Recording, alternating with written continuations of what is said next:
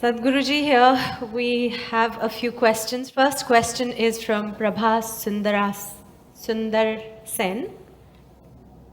Where and how do we draw the line between loving unconditionally and becoming a doormat?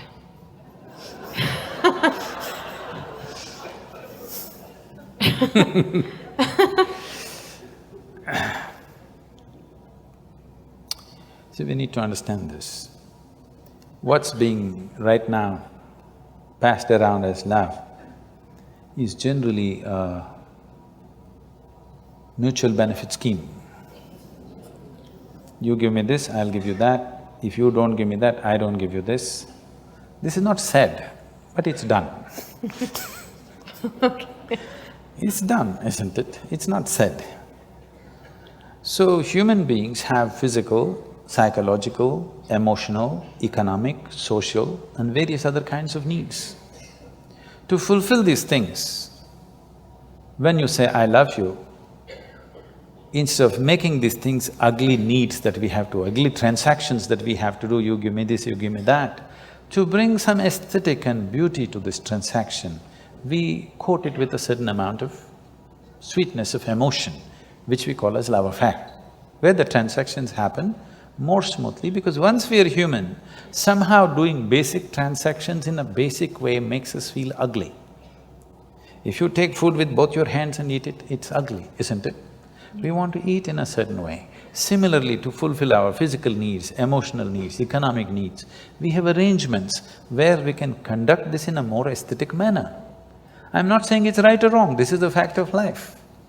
So this level of love, I call this is enough to fulfill the domestic needs of one's, for two people to live together, to fulfill their needs, to produce children, to raise them. Domestic level of love affair people can have. But if people want to have a love affair which will bring them to an ultimate union, then not many people are competent to do that. Not many people are ready to have that kind of a love affair where it'll make two lives into one. Two becomes actually one in experience. That will need something more. Most people are competent of using love to fulfill the domestic needs. But to go beyond that, they are not ready. And when I say they're not ready either, I'm not talking about this person or that person. So when one is ready and another is not ready, or one is making an effort and another doesn't have the effort, then it feels like somebody is becoming a doormat. That is what it is, that it feels like they're being exploited. But above all, one who is longing to use love as a way of ultimate union should not be bothered about being doormat, this and that. In India, we have a culture where by choice people name themselves as slaves. You know, Ram Das, Krishna Das, this Das, that Das. What is it? They're openly saying, I'm a slave, I'm a doormat. I want to be a doormat. They're not saying, I'm afraid I'll be used as a doormat. They're saying, I want to be a doormat. So this is a kind of love that they are wanting to use for ultimate union. This is not for domestic purposes. So if you're looking for ultimate union, then love is a different affair. If you're looking for conducting of domestic affairs, then you must manage dignity, who gets what. If anybody is using more than what they should, then if you don't give me that, I don't give you this, okay? Otherwise, if you're looking for ultimate union, you should not think of all these things, that's a different affair. That's not much social thing. If you fall in love itself, you become vulnerable to somebody. Yes. Without becoming vulnerable, there is no love affair. You have to fall.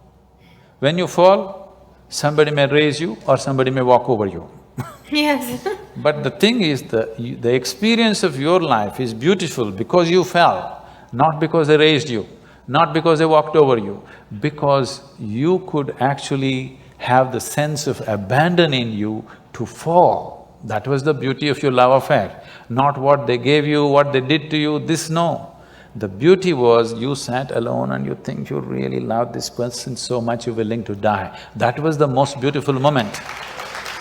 Not the moment they gave you a big gift, not the moment they gave you a diamond ring, not the moment they said this and that about you, no.